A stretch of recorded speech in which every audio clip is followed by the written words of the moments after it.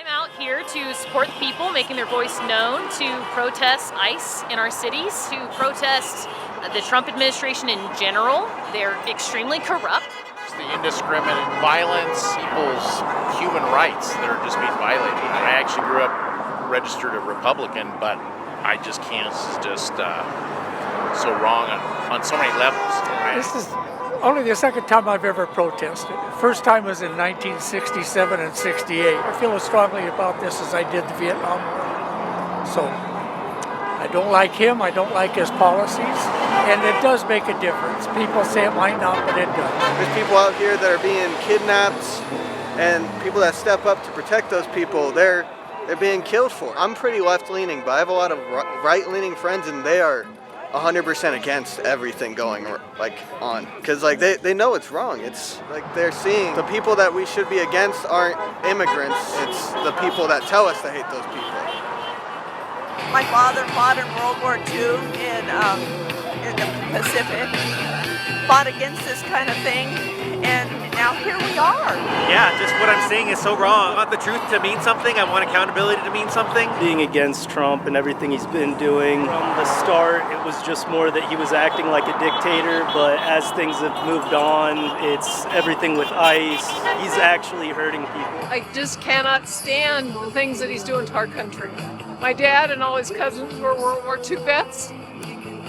My dad was a Republican. He would say Trump is a blowhard, and that's one of the worst things he could have ever said about somebody, and he is. Corruption in the Department of Justice is a big one. The disregard for the judicial system and the rulings by the Supreme Court, that's a huge one. As far as the tariffs, he's ruining the economy. It's the racism. And of course it's the ties to Jeffrey Epstein. The Epstein business, the more that you hear about it, I mean, it just appalls me. It appalls me that grown men think it's okay to abuse girls. You know, Trump and his minions are doing their best to keep that undercover, and it's just disgusting. Well, the fact that all of these billion-dollar elites and high-profile, mostly men, have gotten away with something, and it's terrorism of young girls.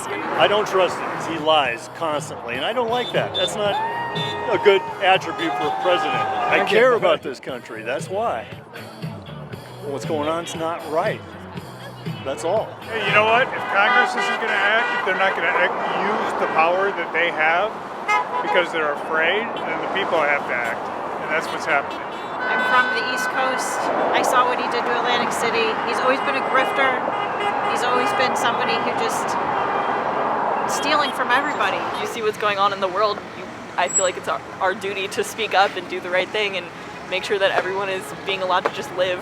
I was born in this country, and yet many of us who were born in this country as well are still feeling very somewhat paranoia because of what he's doing. Unless we stand up and fight for what this country must be, it's never been that, but at least it has a promise. Not perfect, but together we can make it better. You know, I think people are just getting sick and tired of stuff. I mean, it's just constant one day after another. The lack of decency and justice in our country. I think some of the basis just goes to a lot of division in this country, a lot of wealth inequality. People are losing so much at the moment, so I gotta stand up for the people who are losing. For me, I really just want to be proud of my country, and it's hard to do that when so many hateful things are happening. It's the racism. Obama's were portrayed as apes. That kind of made me really mad. And no apologies, and still no apologies from the GOP in general. I'm hearing more and more outrage, especially among people like me. I happen to be independent, and as far as political affiliation, and I get the sense that more and more independents are understanding the outrage. The American people are starting to wake up. People are raising their voices, asserting their voices. Encourage folks to participate in their caucus and assemblies locally, because that is how we actually enact change within the Democratic Party. We need to get money out of our politics. We need to get grassroots candidates onto the ballot and serving the public. Peace out.